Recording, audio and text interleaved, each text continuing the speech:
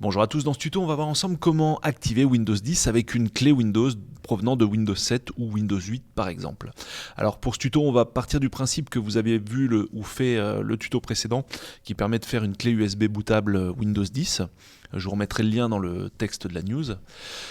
Et on va commencer donc par une installation classique de Windows.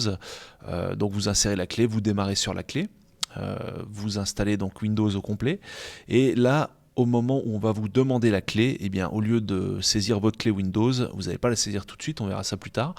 Vous cliquez sur Ignorer et ensuite vous cochez Accepter les termes du contrat de licence, puis vous cliquez sur Suivant. Alors dans cette étape, on va choisir Personnaliser et on va choisir le disque dur ou la partition qui nous intéresse. Alors attention, ici on part du principe que le disque est vierge.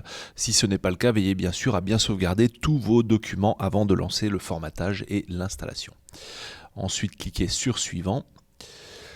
Maintenant, on va à nouveau vous demander de saisir la clé, mais vous allez cliquer sur Reporter à plus tard.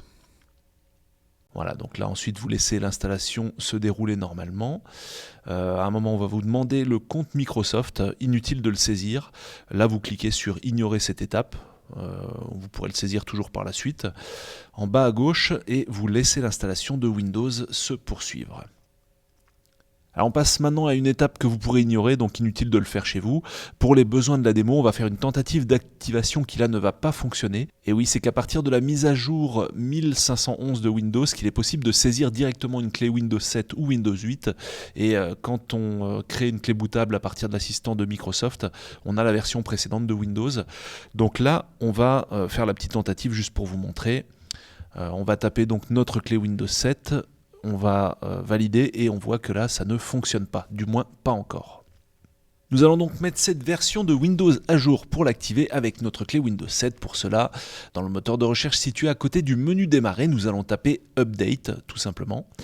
Windows vous propose alors d'ouvrir la rubrique Consulter les mises à jour, il ne vous reste plus qu'à l'ouvrir. Maintenant, cliquez sur Rechercher les mises à jour. Cette fois, il va falloir s'armer un peu de patience parce qu'en fonction de votre connexion Internet, cette étape peut être très longue. Voilà, alors une fois que tout est OK, cliquez sur Redémarrer et armez-vous à nouveau de patience. Et oui, c'est la première fois qu'on voit ça sous Windows, mais cette mise à jour réinstalle carrément tout le système. Bref, il faudra de nouveau prendre son mal en patience, mais on approche du but. Voilà, désormais cette grosse mise à jour est installée, on va retenter notre chance avec notre clé Windows 7 et cette fois tout devrait aller comme sur des roulettes. Pour ça on tape simultanément la combinaison des touches Windows et X à l'aide du clavier de l'ordinateur. Et donc là on va faire apparaître un menu. Dans ce menu on va choisir Système et puis on valide avec Entrée ou un petit clic de souris.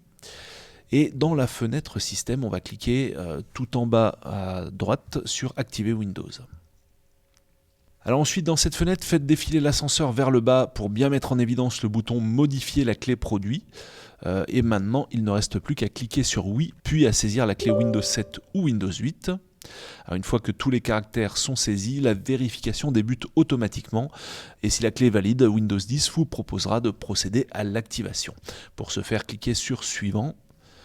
Voilà, si le code est correct et que vous n'avez pas grillé votre capital d'activation Windows, eh bien Windows 10 vous indiquera qu'il est activé. Alors on finit par deux petites remarques. La première, contrairement à ce qui se dit, comme vous avez pu le voir dans cet exemple, la clé Windows 10 n'est pas associée à un compte Microsoft ou Windows Store, puisque là on a vraiment pu procéder à l'activation sans en saisir un. Non, vraiment en laissant juste un compte local standard. Ensuite, deuxième petite remarque, la clé restera toujours intimement liée à votre PC. Alors l'avantage c'est que Windows s'activera automatiquement sur cette machine en cas de changement de disque dur et de réinstallation de Windows 10. En revanche, l'inconvénient c'est qu'en cas de changement de carte mère ou tout simplement de PC, il y a de grandes chances pour que la licence soit perdue.